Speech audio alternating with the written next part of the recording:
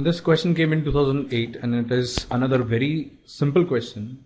It is saying that the wave is traveling along the x-axis is described by the equation y equal to 0.05005 cos alpha x minus beta t. Right? It is saying that the equation is y equal to 0.005 cos of alpha x minus beta t. Right? If the wavelength and the time period of the wave are, if the wavelength, that means lambda, is equals to 0.08 meter and time period t is 2 seconds, then alpha and beta in appropriate units are. What are the values of alpha and beta? Since it is traveling along the x-axis, then general equation of a wave is basically y equal to a cos kx minus omega t, right?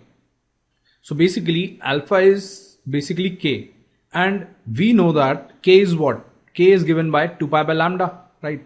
That means 2 pi divided by of 0.08.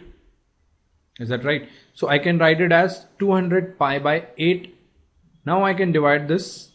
I will get 50 pi by 2 or 25 pi. Right? So alpha is 25 pi.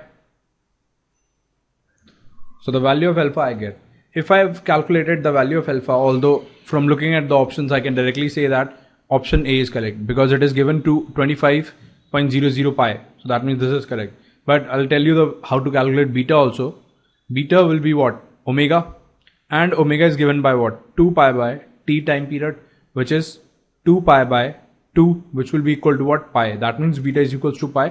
That means option A is definitely correct, right? So actually we have seen that from this chapter, very simple questions have been asked.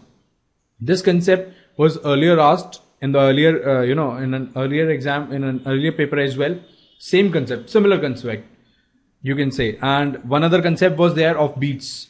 Beats concept has also been asked 1 or 2 times, right? So these are the basic concepts which are generally being repeated in almost all the papers.